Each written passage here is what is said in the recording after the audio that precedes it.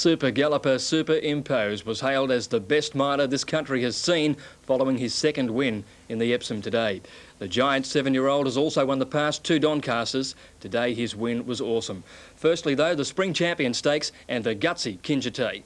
Zinders coming down the outside after Beowulf, and now Kinjite is joining in. Beowulf, Zinders, Kinjite. Kinjite hits the front and the Gold Coast Colt wins it.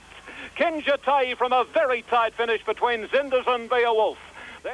And a top staying performance from Kinjite and the Spring Champion, but it was Super Impose who stole the show, a dashing ride from Darren Beatman. Super Impose is back fourth last as they straighten up, and Livingstone Lane the leader. A half length clear on Planet Ruler. Quick score into the open if he's good enough, and Twiglet from a long way back at the 200 metres. Livingstone Lane in front. Twiglet wide out, followed by Planet Ruler and Super Impose. Here he comes. Super Impose, this equine super horse, grabs the lead, and a history-making win to Super Impose from Bald Rancher. Photo third, Royal Creation with deposition.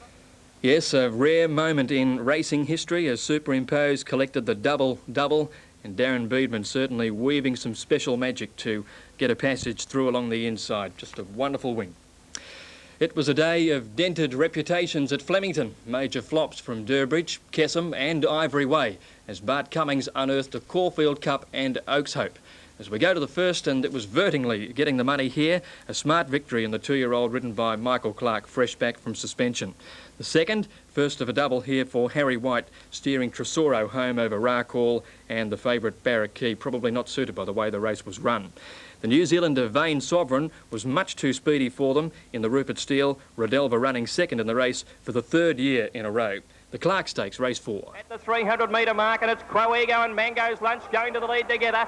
From Feeling over on the inside, and then Loranto, Star of the Realm, still can't get out, but Mango's Lunch bolted away from them. Feeling getting up on the inside from Quoego and Elaine Shadow late, but Mango's Lunch wins it, and a breeze scores by 3.5 lengths.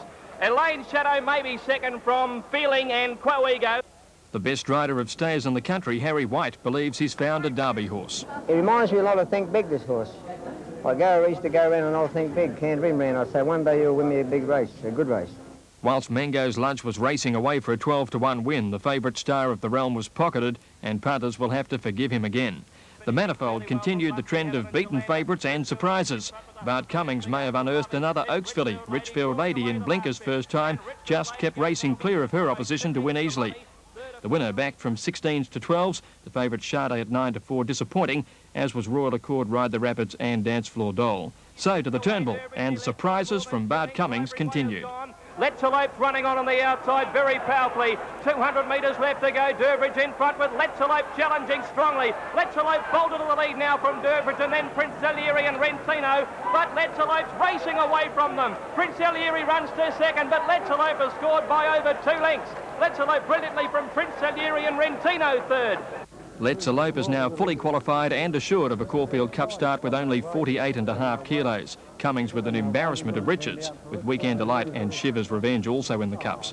But troubled times for Durbridge, who will continue into the Caulfield Stakes and Cox Plate. He was a little disappointing because at the furlong post he looked home, and Greg said he just went for him there and he just didn't ping like he had in the past. So, you know, I was a little disappointed. And a very grey cloud hangs over Kessam. You know, there's something drastically wrong, and I only hope the horse is pulled up sound, but there's a big question mark over his Melbourne campaign, and but I'll let the public know middle of the week after I've done tests. And Durbridge is to race without blinkers in the Caulfield Stakes. Ivory Way jarred up today, but he will continue into the Caulfield Cup if he can gain a start. The 7th was won by Holiday Lover. This was the one that really blew punters away. 25s, 50s and 5 to 1/3. Not a bad trifecta. And the last on the program, Grooming, back in Melbourne Cup calculations after a solid win at 9-4.